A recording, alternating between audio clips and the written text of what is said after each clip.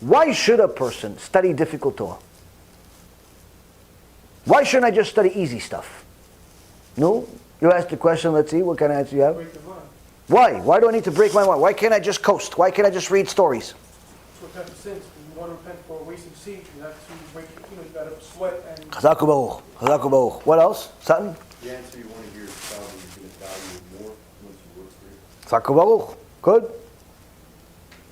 What else? You learn about yourself while you're toiling. The Gemara in Masechet Nedarim, page 20b, says that there are certain people that are called Poshim and Mordim, criminals and traitors or betrayers. Gemara says, who are these people? And he gives titles of different types of people. And one of them is people that are born from a nida, from a woman that did not go to the mikveh, and she was intimate with a man, whether it's a husband or otherwise, a boyfriend, and a baby came out of it even though she didn't go to the mikveh. She was nida. The Gemara says those people, they already come to the world criminals. Criminals. So, you would say, oh, this neshama is already coming to the world with their hands tied behind their back. How is this guy ever going to be a tzaddik? How is this guy? This guy already came from a nida. This guy already came into the world from a sin, a big sin. Why does even Hashem allow these people to come to the world? So the Arizal in Shara Psukim writes, based on commentary on the Sefer Yov, the book of Job, chapter 14, verse 4, he says, in the story of Avraham Avinu, one of the things that we learn is that Avraham Avinu's father, Terach, was not only a Rasha before he did TeShuva, but also a Machtir Rabim. He was causing the people to sin. Why? He was the Walmart of idolatry. He not only served idols himself, but he sold idols to people. So he was Machtir Rabim. He was causing the public to sin. That's Avraham Avinu's father. If that's not bad enough, the Arizal says that Terach was with Avraham Avinu's mother while she was nida. And from that intimate act, Avraham Avinu was born. Meaning, Avraham Avinu himself was a product of nida. Now, even though it wasn't Matan Torah yet, wasn't a time of a Torah yet, we know that Avraham Avinu had the entire Torah and so on, but the point being is that it was an act that was not viewed favorably by HaKadosh Baruch Hu. Meaning that Avraham Avinu fits this description, before he became Avraham Avinu, that the Gemara in Masechet Nedarim says, Posh'im v'mordim. Meaning his neshama came to this world with its hands tied behind its back. And then the Gemara, the Arizal elaborates. He says, from there we learn that when the neshama overcomes the obstacles by making itself holy, by sanctifying itself, not only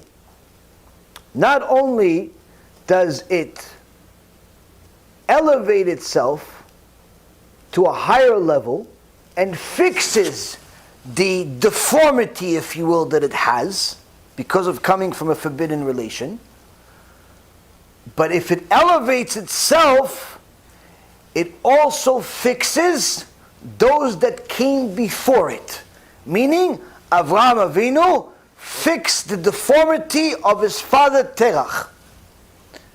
What do we learn from this so far? The more righteous you are, the more your parents will benefit. even if your parents weren't exactly Avraham Avinu. Why? The more you sanctify yourself, that sort, your neshama, you came from a nida, you came from something bad, and so on. Don't think for a second that that's a bad thing. Why? You have an opportunity that others don't. What's your opportunity? You could elevate your neshama to a point where you could not only make you higher, but you can make the ones before, you can fix the ones before you. You can fix the ones before you.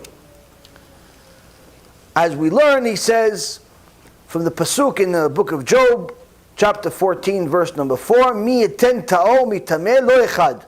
Who can produce purity from impurity? No one. Now, the Arizal continues and says that, where is our proof of this? Our proof is that throughout history, we see that many of the tzaddikim came either from Reshaim, Amei Haaretz, complete ignoramuses, or outright goyim. People that weren't even Jewish. Idol worshippers in some cases. Some examples. Shmaya and Naftalion. Shmaya and Naftalion are several generations before the rabbi of Rabbi Akiva. They were so extraordinary, so holy, literally the rules changed for them. Both of them were born goyim. Both of them were born goyim. Became the biggest rabbis of their generation. Giants, Kodesh Kodeshim. Rabbi Meir Baranes came from goyim, conversion. Rabbi Akiva, conversion. Ruth, the Moabite, the grandmother of the Mashiach, converted herself. The wife of Yeshua ben Nun, the wife of Yeshua ben Nun, convert. And many, many other tzaddikim throughout history, not just at that time, but even now. You see that HaKadosh Baruch Hu made these tzaddikim come from places that you would never imagine, because our logic is, wait, he is a big rabbi because his father was a big rabbi, and his grandfather was a big rabbi all the way to David HaMelech. Not necessarily. His father could potentially be a massive killer. His father could be a mass murderer. And he is tzaddik, Yesod Olam.